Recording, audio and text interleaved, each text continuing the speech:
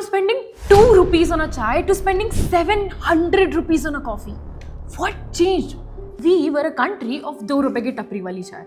Simple, functional and jhanjat free. And now we are voluntarily spending 700, sometimes even 1500 for a single cup of coffee. I mean, what exactly changed? Let's start with some numbers because numbers don't lie, and number two, they are just insane. In 2012, India had over 700 branded coffee outlets.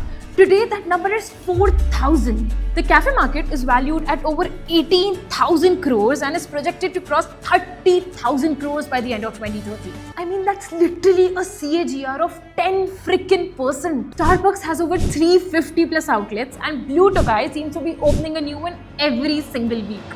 But here's the interesting part most people miss. Tier 2 and Tier 3 cities are going faster than metros. Yes, you heard that right. They're growing faster than almost 15 to 20%. So what on earth is really happening? Let's just put it this way. You're not buying coffee, you're buying context.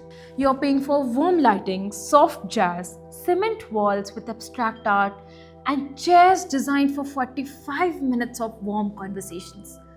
The coffee is secondary. It's literally like just a prop. You need to notice the clear shift. We have gone from chai pe charcha to having coffee just for the sake of algorithm. No, really, just think about it.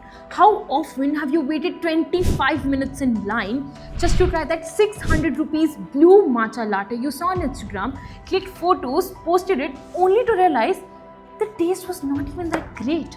But you still shared it, right? Didn't you? Because that's the transaction you're making. And don't worry, this isn't random shift. It's behavioral economics in real time. Look at it this way. Millennials and Gen Zs are not saving for homes or land. They are investing on moments, specifically shareable moments.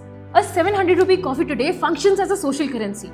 Roughly 70% of cafe goers aged 18 to 35 document their visits online.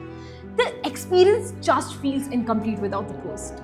Reason 2, it's called the third place phenomena. Sociologists call it the third place. Not home, not work, but a common social middle ground. For older generations, this used to be parks, clubs, communities. And for us, it's cafes. Nowadays, you need to meet someone. You don't say, let's catch up. You say, bro, let's grab ourselves some coffee. The shift is right here.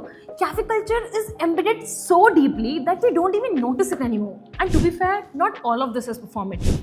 The rise of specialty coffee has created a real impact. Brands like Blue Tokai and Third Wave are working directly with Indian farmers in Coorg, Chikmagalur and Arak. For many of these farmers, incomes have grown by 30 to 40%. So yes, there is substance behind some of the style.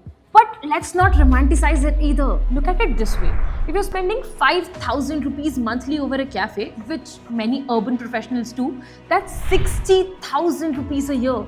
60,000 rupees a year is one international trip, a solid mutual fund investment, and ironically 30,000 cups of 2 rupee wali chai. Yet we keep going back because in a world where everything's a signal, identity has become a product. And cafes have exactly cracked this code. They're not just serving coffee, they're offering community, book readings, jazz nights, and co-working spaces. And sure, all of this looks cool, feels global, feels progressive, but the real question is, in a developing economy like India, is spending 500 rupees for a really average coffee and ambient validation really the flex we think it is? So the next time you order yourself that 650 rupees matcha latte, ask yourself, are you really there for the coffee or what that coffee says about you? And let's just admit it, guys, 10 rupees ki tapri wali chai magically does the work and no coffee even stands close to it. So that's it for today, guys. Thanks for watching. If you liked the video, like, share and subscribe.